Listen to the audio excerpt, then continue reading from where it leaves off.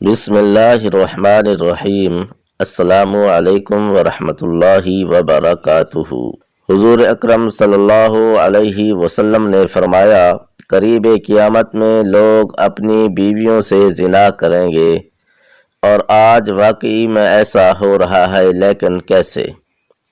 معروف مذہبی سکالر حضرت ذوالفقار احمد نقشبندی نے اپنے ایک بیان میں کہا کہ حضور اکرم صلی اللہ علیہ وسلم نے فرمایا کہ قرب قیامت میں لوگ اپنی بیویوں کے ساتھ زنا کریں گے۔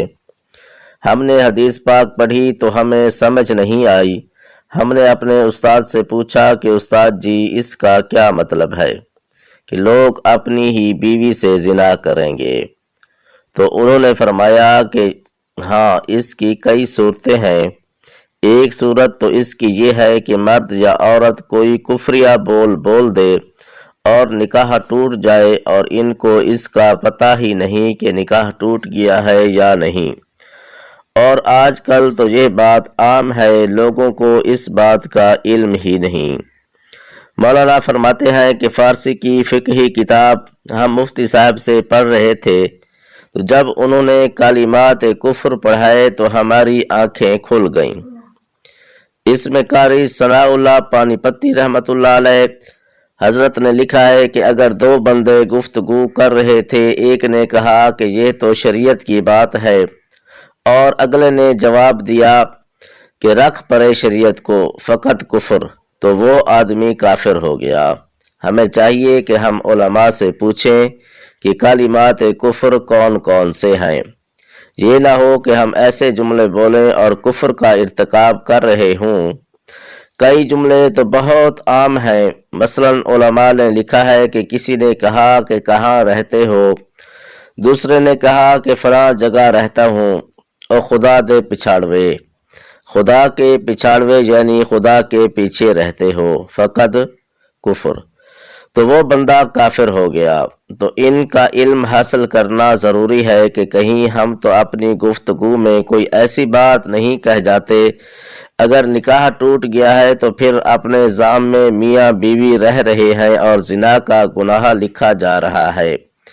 تو فرمایا کہ مرد قریب قیامت میں اپنی بیویوں سے زنا کریں گے۔ ایک صورت تو یہ ہے کہ کفریہ کلمات بیوی بولے تو بھی نکاح ٹوٹا، اور اگر خاوند بولے تو بھی نکاح ٹوٹا۔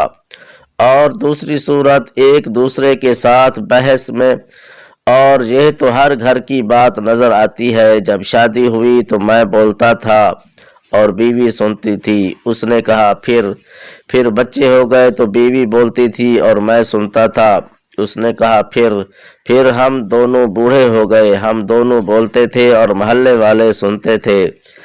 بڑھاپے میں بحث اور زیادہ ہو جاتی ہے، اور اس میں ہوتا کیا ہے کہ مرد کی زبان میں کنائے میں طلاق نکل جاتی ہے۔ کنایا کہتے ہیں کہ لفظ تو طلاق والا نہیں بولا، لیکن بات ایسی کر دی کہ مفہوم طلاق والا نکلتا ہے، اس کو کنائے میں طلاق کہتے ہیں۔ اب یہ گناہ بہت زیادہ ہے، غصے میں کہہ دیتے ہیں کہ چلی جا، مجھے تیری کوئی ضرورت نہیں۔ آج کے بعد اس قسم کے الفاظ جس کا نتیجہ یہ نکلے کہ تو میری بیوی نہیں ہے۔ اب اس قسم کے مسائل کی بھی معلومات حاصل کرنی چاہیے۔ شریعت کہتی ہے کہ علم حاصل کرو، ایسا نہ ہو کہ کنایا میں طلاق ہو جائے اور انہیں پتہ بھی نہ ہو اور وہ ساتھ رہ رہے ہوں۔ اور آج تو یہ حالات ہیں کہ زبان سے طلاق کہہ دیتے ہیں، طلاق ہو بھی جاتی ہے، پتہ بھی ہے دونوں کو، مگر بدنامی ہو جائے گی، پھر ایک دوسرے کے ساتھ رہ رہے ہوتے ہیں۔ مولانا صاحب فرماتے ہیں کہ ہمیں ایسے لوگ ملے، 5 وقت کے نمازی، تہجد پڑھنے والے، سب نیکی کرنے والے۔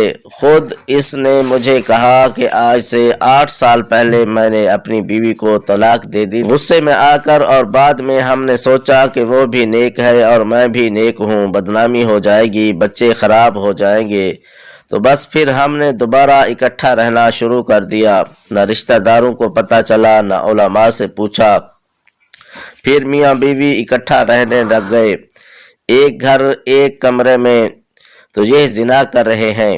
قربان جائیں اس سچے نبی صلی اللہ علیہ وسلم کی مبارک زبان پر 1400 سال پہلے وارن کر دیا کہ قریب قیامت میں لوگ اپنی ہی بیویوں سے زنا کریں گے۔